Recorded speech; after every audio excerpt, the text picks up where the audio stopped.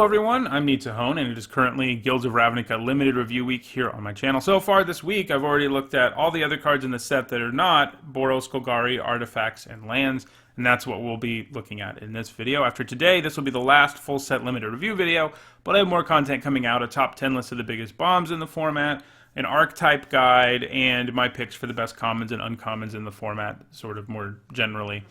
If you're new to my set reviews and you want to know how I come up with the grades for these cards, in the description below you can find a link to a video that explains all of that. Now let's get started. First, we're going to be looking at Boros, and we're beginning in a good place for that, which is the leader of the Boros, which is Aurelia, Exemplar of Justice. She is 2 generic mana, a red and a white for a 2/5 legendary angel at mythic rare. She has flying, she has mentor, and this is the first time we're seeing this ability, so I'll remind you of the reminder text, which says, whenever this creature attacks, put a +1/+1 counter on target attacking creature with less power, okay? And she says at the beginning of combat on your turn, and choose up to 1 target creature you control. Until end of turn, it gets +2/+0 and gains trample if it's red and gains vigilance if it's white. Well, this is an incredibly powerful card. On your turn, she is essentially a 4 mana 4/5 with Trample and Vigilance, and she's actually better than that because if it is better to pump some other creatures with her ability, you can do that. She also comes with Mentor, and if she's attacking as a 4/5, she's going to do a good job of teaching stuff to your other creatures. If you resolve this on turn 4, your opponent will be dead in a hurry. It's not only a huge flying threat, but it makes the rest of your board better too. This is a snap pick. I think it's a A-. Next, we have Boros Challenger, which for a red and a white is a 2/3 uncommon with Mentor, and you can pay 2 generic, a green, and a white to give it +1/+1 until end of turn. Also a human soldier. 2 mana 2/3 is already above rate. Adding Mentor to this makes it really good. If you can play 1 drop before this, your opponent will be in a world of hurt. It also doesn't hurt that he can pump himself, even if it does cost a little too much. Though keep in mind, the way Mentor works, you have to telegraph you're going to pump him before you attack if you want to Mentor 2/2 or something, which could open you up to a nasty response from your opponent. He isn't powerful enough to pull you into red-white or anything, but he's a nice pickup for any red-white deck, and I'm going to give him a C+. Next, we have Chance for Glory, which for 1 generic, a red and a white is a mythic rare instant. It says creatures you control gain indestructible, take an extra turn after this one. At the beginning of that turn's end step, you lose the game. Kind of effect does not play well in limited. It is basically a useless card in your hand until you are completely certain you can win the turn after you cast it, and it isn't easy to be certain of that. It will be bad when you're behind or at parity, and it won't even always be worth it if you're ahead because the situation where it is good is so narrow. I just think you should avoid playing this altogether. It is worth noting that the creatures don't lose indestructible at the end of the first turn. They will have it the next turn too, so maybe that matters. Still, I don't think this is worth it because it's just not going to be good 99% of the time. And a card like that is one you have to give an F. Next, we have Deafening Clarion, which for 1 generic, a red and a white is an uncommon sorcery, and you have 2 options here. You can choose one or both, and it says Deafening Clarion deals 3 damage to each creature, or creatures you control gain lifelink until end of turn. This is pretty strong. Board sweepers are nice and limited, but sometimes aggro decks can't take full advantage of them because they want to be the ones playing all their creatures early. Since this has 2 modes, and by the way, keep in mind you can actually choose both, but since this has 2 modes, sometimes you'll be able to get use out of it even in a situation where you don't want to be doing the board sweeping part. You can just do the lifelink part. It is relevant that it can't kill big creatures, but 3 damage is enough to take down most creatures in most formats. I think this is a solid B and a great first pick. Next, we have Freshfaced Recruit, which for 1 generic and a red or white hybrid mana is a common human soldier, and as long as it's your turn, it has First Strike. This is a nice little common for aggro decks. A 2 mana 2/1 with First Strike is nice, and sure, it only has that when it attacks, but if you're playing this, you're going to be attacking a lot. It's also a great creature to be mentoring because it comes with a keyword ability. I think it's one of the better 2-drops in the set for aggressive decks, mostly the Boros deck, and I think that means it's a C+. Next, we have Garrison Sergeant, which for 3 generic, a red, and a white is a 3/3 Viashino soldier at common, and it has double strike as long as you control a gate. So there are a few cards around that want you to go crazy with guild gates. This Sergeant is stone unplayable if your deck doesn't have a few of them. A 5 mana 3/3 is horrendous, so it really needs to get double strike to be worthwhile. As I've noted on other Guildgate build-arounds, making them work isn't going to be all that easy. I don't think you'll usually play this in a regular old red-white deck either, since that deck seems interested in curving out and winning quickly, and won't be interested in a mediocre 5-drop. Though I suppose if it has double strike often enough, it isn't the worst thing to play. I think this is an F, though, in your average limited deck, and maybe a C in a deck with like 5 guild gates. It will still be a 5 mana 3/3 too often. Next, we have Hammerdropper, which for 2 generic, a red, and a white is a 5/2 giant soldier at common, and it has Mentor. So these stats are ugly. Your 4-drop dying to your opponent's 2/2 never feels good, but coming with Mentor does offset that a little bit. Because of the huge power, it can mentor more creatures than most mentors can, and if you find a way to trade with this while simultaneously making one of your creatures big enough that your opponent has no good blocks, I think you do it. It's just a decent playable because of that low toughness, though. I'm giving it a C.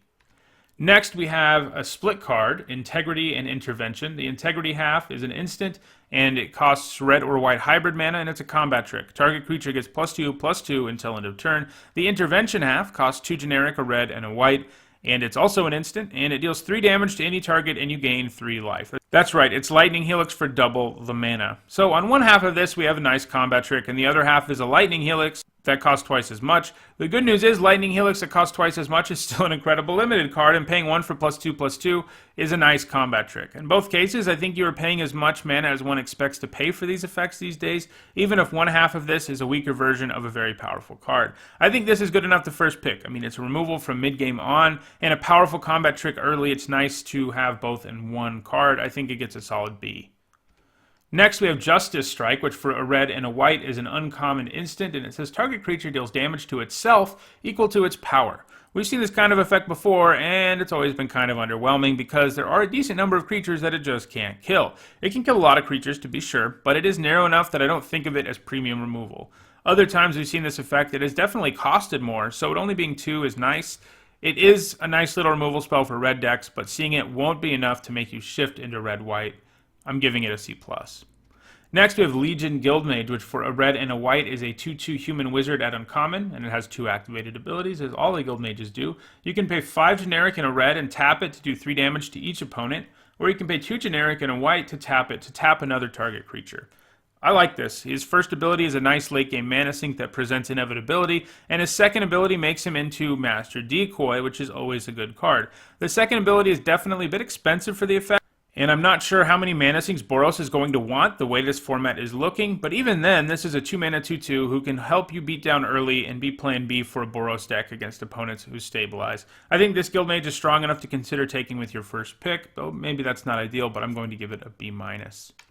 Next, we have Response and Resurgence, the rare flip card. The Response half costs 2 hybrid mana, red-white, and it deals 5 damage to target attacking or blocking creature. It's also an instant, as you probably assumed. The other half, Resurgence, for 3 generic, a red, and a white, is a sorcery, and creatures you control gain first strike and vigilance until end of turn. After this main phase, there is an additional combat phase, followed by an additional main phase. One half of this is a nice removal spell, basically a better Sandblast, and the other half gives your creatures keywords that make them a pain to block, while also allowing you a second combat phase. Mark my words, the second half of this card is just going to end games in this format. If you curve out 1 to 4 and drop this turn 5, your opponent's probably dead. Even if you don't quite get going that well, your opponent is still probably dead. I think the card's great, removal on one side and a potentially game-breaking effect on the other. Worth noting that this one's sort of flipped, I think. I think the Response half will more frequently get cast than the Resurgence half. On the other cards, I think the more powerful half is what you want to aim for, but Response is such a good removal spell that not using it is going to be a little bit difficult. And honestly, I feel like the Response half is probably more useful more frequently than Resurgence, which is only useful when you have a critical mass. But it's awesome because normally a card like that's just Resurgence wouldn't be that good, but because it's a removal spell on the other half, and you can use Resurgence as soon as situations allow it, the fact that it's so flexible and has 2 good cards basically is awesome, and I think that makes it an A-. I think you feel happy about first picking it. Next up, we have Sky Knight Legionnaire, which for 1 generic, a red, and a white is a 2/2 human knight at common, and it has flying and haste. This is another reprint from old school Ravnica, and it is a nice card for red-white aggro decks, especially with the addition of Mentor. Haste works nice with Mentor because you can suddenly come out of nowhere with a creature who can be mentored by one of your others. And obviously flying is nice because putting +1/+1 counters on evasive creatures is always good. I don't really see you not playing multiples of this in any red-white deck, and I think I'm giving it a C+. Next, we have Swath Cutter Giant, which for 4 generic, a red, and a white is a 5/5 giant soldier at uncommon, and whenever it attacks, it deals 1 damage to each creature defending player controls. 6 mana for a 5/5 with vigilance is doing fine on the vanilla test, and doing 1 to your opponent's dudes every time this attacks can make combat really frustrating for your opponent. Obviously, it outright kills 1/1s, and it makes it so less damage is required to kill everything else. Setting up a double block that doesn't result in a 2-for-1 will be hard to do with him cutting a swath through your opponent's blockers. Still, I'm a little underwhelmed with what this card does. I think it's mostly just, a solid playable. I also think most Boros decks don't really want a 6-drop. I mean, I do think in terms of power it's a C+, but I could definitely see it slipping just because it doesn't really seem to be doing what most Boros decks want to be doing. Next, we have Swiftblade Vindicator, which for a red and a white is a 1/1 human soldier at rare. It has double strike, it has vigilance, and it has trample. So the idea here is to mentor this. It is probably the best creature to mentor in the whole format. Even after you mentor it once, it becomes a pretty frightening force. Anything beyond that, and things will start getting silly. Good news is, Mentor is all over the place in the format, if you happen to be playing red-white especially, so getting it bigger won't be that hard. This is a good card, but not powerful enough that you want to take it just because you think it's that powerful. It's not strong enough to take pack one, pick one, and jump into Boros because of it. It's the kind of card you take when you're already looking like you're going to be in Boros, and I think it's a C+. Next, we have Tajik Legion's Edge, which for one generic, a red and a white, is a 3/2 legendary human soldier at rare. He's got haste, he's got mentor. He also says prevent all non-combat damage that would be dealt to other creatures you control, and for a red and a white mana, he can gain first strike until end of turn. This is a very strong 3-drop. Haste, Mentor, making damaging spells not do damage, and the ability to gain first strike make paying 3 mana for this an awesome deal. Most Mentors don't have good ways of protecting themselves, but Tajik being able to threaten to gain first strike is going to be pretty great at deterring blockers while allowing him to mentor some of his friends. I think the non-combat damage thing is going to come up sometimes, but it's mostly applied to red removal spells, so it isn't always going to come up. The rest of the card will, though. I think he falls short of being a bomb, but he's definitely worth taking with the first pick in the majority of packs, despite being gold, and I'm giving him a B+. Next, we have True Fire Captain, which for 2 red and 2 white is a 4/3 humanoided uncommon. It has Mentor, and whenever it is dealt damage, it deals that much damage to target player. So this is the double-colored card for Boros in the cycle. And this whole cycle is pretty powerful to the point that some of them are worth first picking despite how intensive their mana requirements are. But I don't think that's the case here, though obviously it's quite powerful. A 4-mana 4/3 with Mentor is a great thing to have, and the fact that even if your opponent kills it in combat that takes some damage is nice, but a 4/3 for 4 is honestly slightly underwhelming for a cost that's this difficult. Obviously, you play this in every single red-white deck you ever make in this format, but I don't think you want to take it early. I'm giving it a C+. Now, we're moving on to Golgari, where our first card is Assassin's Trophy, which for a black and a green is a rare instant, and it says destroy target permanent an opponent controls. Its controller may search their library for a basic land card, put it onto the battlefield, then shuffle their library. This card has gotten a lot of buzz for Constructed, and I think because of that, some people are going to overrate it a little bit. It's sort of a stapled Path to Exile and Abrupt Decay together, and I like that. 2 mana to destroy any permanent is very strong, especially at instant speed. Of course, your opponent does get a land out of the exchange, and because of that, this isn't the kind of removal spell you want to play early in Limited, since whatever dinky creature you're killing with it probably isn't worth giving your opponent more mana. However, from mid-game on, it starts to get really powerful, where you can pay 2 mana to start killing anything, and sure, they do get a land out of the deal, but the later the game goes, the less that matters. Though I will say there are mana sinks galore in this format, and sometimes maybe that'll be obnoxious. I still think this is excellent, but I think most people are going to assume it's like an A, and it's not quite there for me because it's so mediocre in the early game, but I think it's still worth taking with the first pick. I think it's a B+. Next, we have Charnel Troll, which for 1 generic, a black and a green, is a 4/4 troll at rare. It has trample, and at the beginning of your upkeep, exile a creature card from your graveyard. If you do, put a +1/+1 counter on the troll, otherwise sacrifice it, and it has an activated ability where you can pay black and green and discard a creature card to put a +1/+1 counter on Charnel Troll. This is obviously a build-around. It has awesome stats for its cost and gets bigger and bigger, but he needs a steady stream of creature cards from your graveyard or he kills himself. Even if you're milling yourself and using this thing's activated ability, it isn't going to always be easy to load your graveyard. And I mean, is it even worth it to be going all in on this? What if you discard creatures and exile them and your opponent just kills it? You just 2-for-1'd yourself. Basically, this is a build-around that is incredibly difficult to make work and is also really dangerous to go all in on. If you play it and your graveyard is just well stocked from the start, then it's pretty nice. That's the upside it has, just getting larger and larger and coming with evasion. But this doesn't really get good until mid to late game, and it asks a lot of you. Another problem that it has that is kind of annoying design-wise is the fact that it is kind of a non-bow with all the undergrowth cards, and that's the black-green mechanic, because he will be busy gobbling up all of the creatures in your graveyard, and that's kind of annoying, given that the color pair he is in is loaded with undergrowth. Anyway, I think this is probably a C in your typical Golgari deck and maybe a B in a deck that can really load the graveyard quickly. Next, we have Erstwhile Trooper, which for 1 generic, a black and a green is a 2/2 zombie soldier at common, and it has an activated ability where you can discard a creature card, and it gets +2/+2 and gains trample until end of turn. Activate this ability only once each turn. This is a solid common for black-green decks. A 3-mana 2/2 isn't great, but the threat of activation here is real. As long as you have a card in your hand, your opponent, to some extent at least, has to respect the fact that this could become a 4/4 with trample. The ability also helps load up your graveyard for undergrowth at the same time, and that's some nice bonus. Still, the base stats here are bad, and there will be plenty of situations where it is just better to hold on to creatures you have rather than discard them to this, undergrowth or not. I think this is just a solid playable for Golgari decks, and that means it's a C. Next, we have the rare split card for Golgari, which is Find and Finality. The Find half costs 2 black-green hybrid mana. It's a sorcery, and it returns up to 2 target creature cards from your graveyard to your hand. The other half, Finality, for 4 generic, a black and a green, says you may put 2+1/+1 counters on a creature you control. Then, all creatures get -4/-4 until end of turn. This seems awesome to me because both halves are good. Like the others in the cycle, the first half won't always be good, only when certain conditions are met, namely that you have 2 creature cards in your graveyard. But paying 2 to get back 2 creatures is actually a pretty good rate, and not what we usually see. I mean, compare it to Macabre Waltz, for example. On top of that, the other half of this is a Dune Blast-esque board sweeper that in an ideal scenario allows you to protect your best creature and nuke the rest of the board. It isn't quite Dune Blast, admittedly. Sometimes you won't have a creature whose toughness you can get up to 5 to survive Finality, but I think most of the time on turn 6 you'll have something with 3 toughness in play. The fact that both halves of this are really efficient at what they do makes this a bomb for me. I'm giving it an A-. It should be first pick despite being multicolored. Next, we have Glowspore Shaman, which for a black and a green is a 3/1 Elf Shaman at uncommon, and whenever it enters the battlefield, you put the top 3 cards of your library into your graveyard. You can then put a land card from your graveyard on top of your library. So a 2-mana 3/1 is nothing special, but if your deck is interested in milling itself, which decks in Assault Ice Shard will be, this is a great enabler. The fact that you can put a land on top of your library isn't usually what you're going to want to be doing, but if you are desperate for a land drop, it can help you out there, and that sort of helps.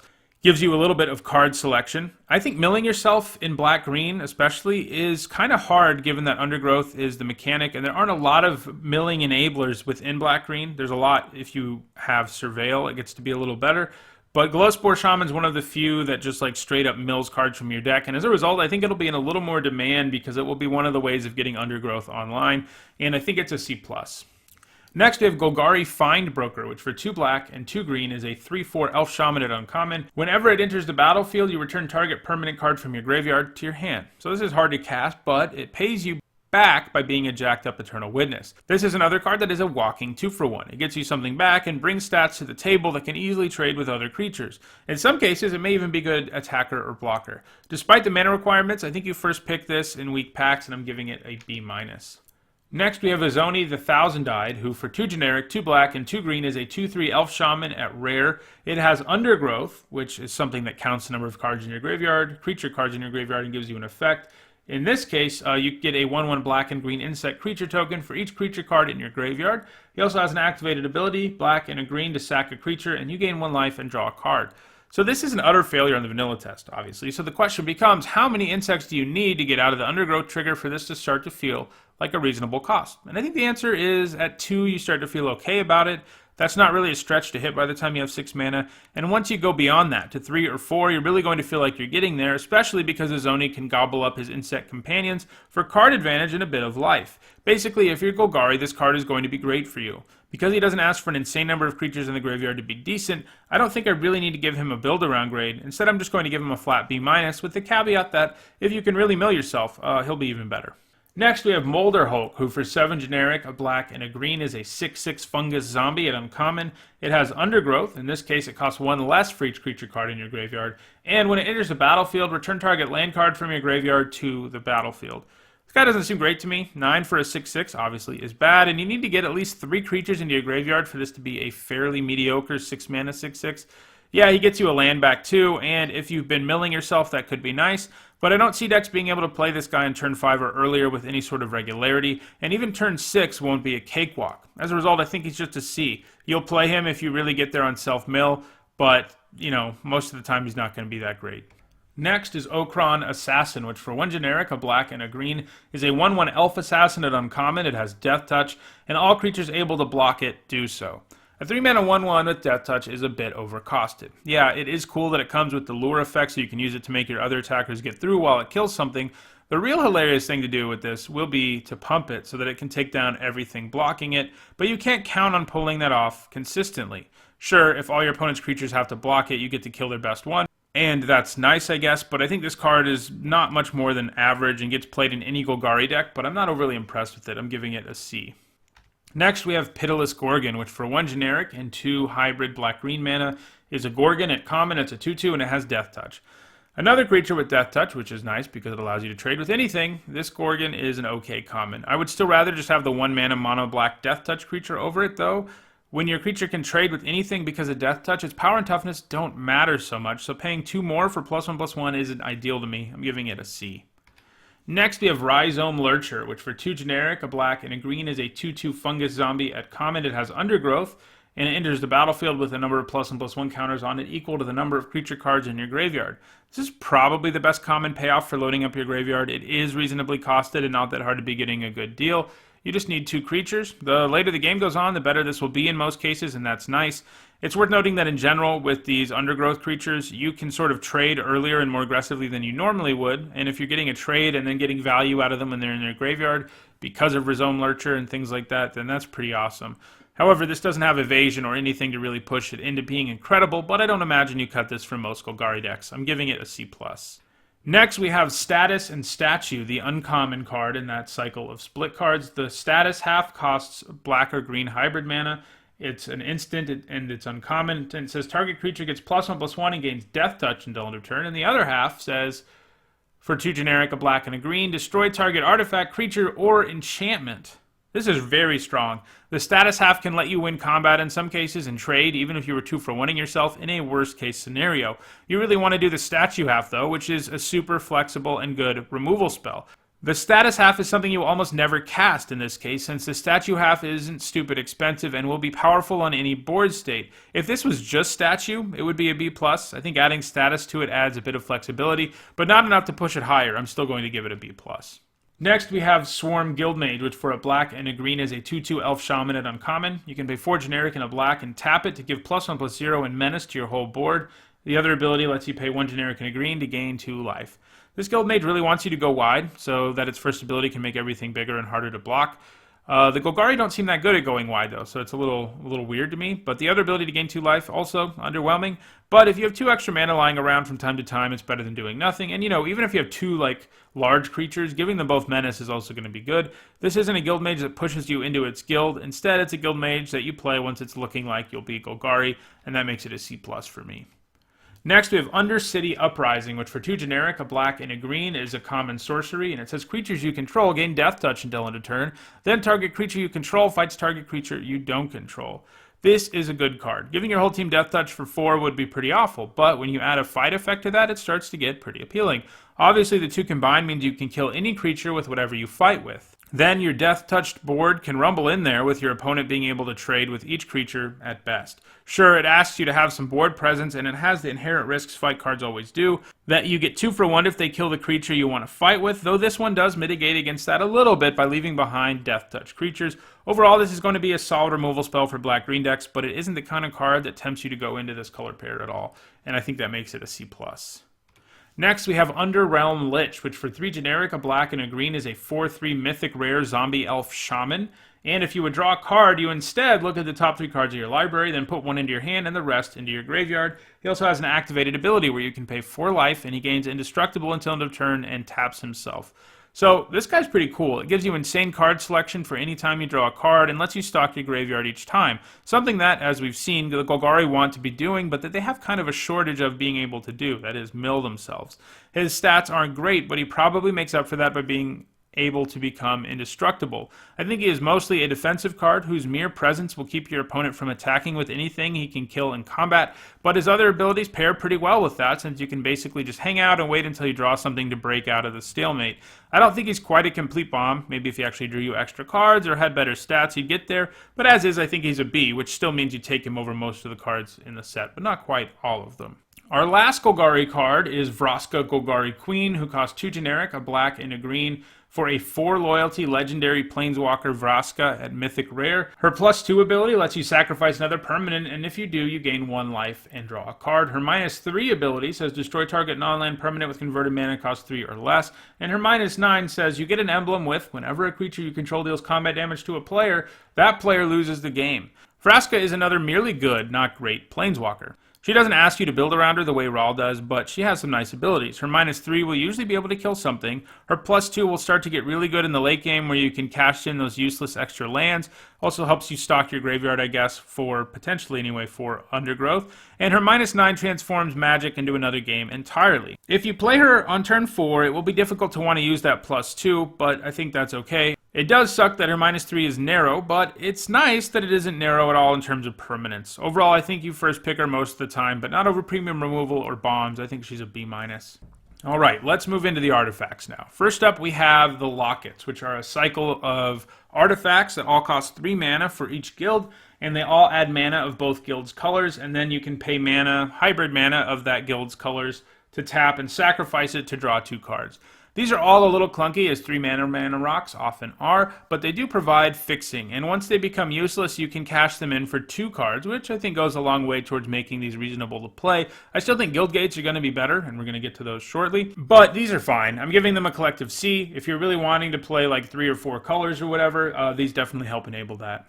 Next, we have Chamber Sentry, who costs X generic mana. He's a 0/0 artifact creature construct at rare. He enters the battlefield with a +1/+1 counter on it for each color of mana spent to cast it, and you can pay X and tap him to remove X +1/+1 counters from him, and it deals X damage to any target. And then he has an activated ability which costs 1 of each color. Return Chamber Sentry from your graveyard to your hand. This is a cool design. Even in a 2-color deck, it doesn't seem bad. It will be a 2 mana 2/2 that can take out some other creatures. That's probably like a C+ in this set. Going 3 colors won't be uncommon, and obviously he even gets better there. Where he really gets insane, though, is if your deck has access to all 5 colors, and you can not only play him as a 5/5, but you can bring him back and kill things with him over and over again, or do damage to your opponent.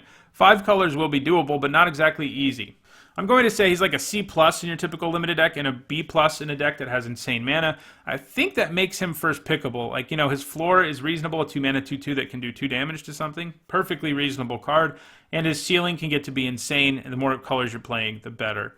Next, we have Chromatic Lantern, a nice little reprint that costs 3 generic mana. It's a rare artifact. It gives lands you control the ability to tap for 1 mana of any color, and the lantern itself can tap for 1 mana of any color.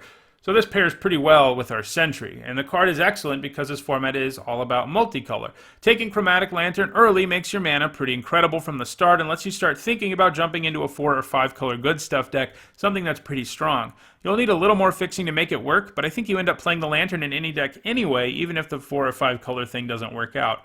All that said, I think it is a reasonable first pick, and I'm giving it a B. Next, we have Gatekeeper Gargoyle, which for 6 generic mana is an artifact creature gargoyle at uncommon. It's a 3/3 flyer, and it enters the battlefield with a +1/+1 counter on it for each gate you control. So here's another card that likes Guild Gates. This one seems alright. Obviously, you don't want to be playing it as a 6 mana 3/3 flyer. That's an awful stat line, but if your deck has a few gates in it, you know, a 6 mana 4/4 flyer does get to be better. Nothing special, though. Basically, it's an F if you don't have a few gates. And its C is probably its ceiling, unfortunately. I don't think it's very good. Next, we have Glaive of the Guild Pact, which for 2 generic mana is an equipment. It's uncommon. An equipped creature gets +1/+0 for each gate you control, and has Vigilance and Menace, and it has Equip for 3 generic mana. This is another Guild Gate playoff, and this is unplayable in a deck without Guild Gates in it, because Vigilance and Menace for a total cost of 5 mana is not going to be worth it 99% of the time. It's just too inefficient and doesn't matter on a lot of board states.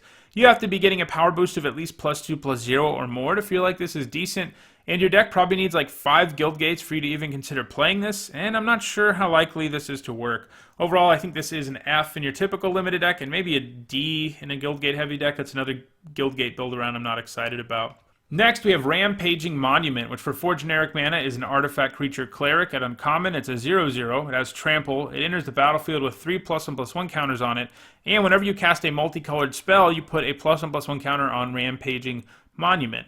This is another cool design that is all about multicolor. On its own, this is a 4-mana 3/3 with trample. That's probably a D. However, even without trying, I think your average deck in this format will have around 5 gold cards in it, and if that's the case, this thing probably has a floor of a C or so. If you can just grow it once, you're going to be pretty happy. If you get something like 7 plus, 8, 9, 10 gold cards, it's probably a B minus. This is another card that in a really weak pack you might consider first picking because of the reasonable floor and good ceiling. Next, we have Silent Dart, which for 1 generic mana is an uncommon artifact. You can pay 4 generic and tap it and sacrifice it to do 3 damage to a creature. So paying 5 to do 3 to something isn't a great investment. However, if you play this on turn 1 with mana that wouldn't be used anyway, it doesn't hurt quite as much, but it still isn't efficient. This is the kind of card you pick up when you're really desperate for removal, but probably don't play otherwise, and I'm going to give it a D+. Next, we have Wand of Vertebra, which for 1 generic mana is an uncommon artifact, and you can tap it to put the top card of your library into your graveyard. You can also pay 2 generic and tap it and exile the wand to shuffle up to 5 target cards from your graveyard into your library. This card is here to enable Golgari decks, and maybe to a lesser extent Izzet decks, and to an even lesser extent Dimmer decks. They all have mechanics that like stuff in the yard, so milling yourself makes sense. However, I'm not sure the mill thing is strong enough to warrant playing this, especially in Dimmer. Though the idea of milling yourself to basically no cards with Surveil and then putting the 5 best cards from your graveyard into your library does sound like fun, I don't think it's going to be worth it in that deck most of the time, and it may not be worth it in Izzet either, where the only real reason to get things in your graveyard is for Jumpstart, and you have a few cards that count the number of instants and sorceries in your graveyard, but I think there's only 2 at uncommon. But in Golgari, this probably is worth it, because the Undergrowth mechanic is so central to the deck. I think this is an F in a regular old limited deck, but in a deck that needs a stock graveyard, it's a decent enabler, and there I think it will be a C. Alright, next we are moving on to the lands, and we're going to begin with the Guild Gates. So, we've seen these referenced a lot of times in this video and in the set review this week in general. These are a cycle of lands, 1 for each guild. They all come into play tapped, add 1 mana of either color of the guild, and they have a special land type that is Gate, which we've seen mentioned on several cards. There are a few Gates matters payoffs, but they're not quite as prevalent. Like, it's not like we're talking about deserts in Amonkhet, which were much more relevant as payoffs. In this case, there are payoffs, but there aren't tons of them. But the point here is, these are nice cards for fixing, and fixing is important in a set like this. They're worth taking in situations where the best card in your pack is something like a C, since they can set you up to play the most powerful cards possible thanks to the ability to play more colors, and I think that means they are a C+ collectively. Next, we have the Shock Lands. These are a more famous cycle of lands. They all produce either mana of either color for each guild. They also, though, have land types. They're each, like, for example, the Boros one is a mountain plains, the Golgari one is a swamp forest, and so on. And when they enter the battlefield, you can pay 2 life, and if you don't, it comes into play tapped. So these are slightly better than the Guild Gates, since you can choose to have them come into play untapped, but honestly, they aren't that much better than the Guild Gates in Limited, because in this format, there aren't any cards that say search your library for land type, basically. And if they do, they say basic land. So the thing that makes these so strong and constructed is the fact that fetch lands can grab them, and that doesn't happen in this format. However, they will be worth a boatload of money, and it is always a good idea to take that into consideration when you're drafting, since you have the ability to draft more, assuming you have a budget, the more money cards you take. And in this case, they're pretty good, assuming you end up using your Shock Land. They're going to go a long way towards making your mana better. Still, I don't really think they're that much better than Guild Gates in Limited. I think they're still C+, and you take them over C's, but people are going to be taking these early. Next up, we have Gateway Plaza, which is another land gate at common. It enters the battlefield tapped, and when it enters the battlefield, you have to sacrifice it unless you pay 1 generic mana, and it can tap to add mana of any color. So this is the last gate, which unlike the others can produce mana of any color and requires you to pay 1 mana when it comes into play to keep it around. This is nice fixing, much like similar things we've seen recently like Rupture Spire, but it isn't great. The fact you have to pay mana to keep it around is what is really frustrating. You'll play this if you need the fixing, but I think I would take the other Guild Gates over it in most cases. I'm just giving it a C. Next up, we have Guild Mage's Forum, which is actually the last card in the set review. It's a rare land. You can tap it to add colorless to your mana pool. You can pay 1 generic and tap it to add 1 mana of any color. And if that mana is spent on a multicolored creature spell, that creature enters the battlefield with an additional +1/+1 counter on it. So this is interesting. Filter lands are generally pretty mediocre. They're usually in the D to D plus range. They give you access to more colors, and that matters, but having to pay mana every time you need a color is infuriating. It makes your spells essentially cost 1 more mana. This gets some additional upside, obviously, and if your deck has a reasonable number of multicolored creatures in it, like 3 to 5, and is interested in playing 3 or more colors, you probably play this. And neither of those scenarios are far-fetched in this format. I think this is a solid C. Well, that does it for the full set limited review for Guilds of Ravnica. We've talked about every single card in the set. If you enjoyed this video, don't forget to like it and share it so others can enjoy it too. If you disagree with anything I said in the video, let me know in the comments. And don't forget to subscribe if you want to catch future content, which in the coming days will include a Guilds of Ravnica archetype guide, my picks for the biggest bombs, and my picks for the best commons and uncommons. Thanks for watching.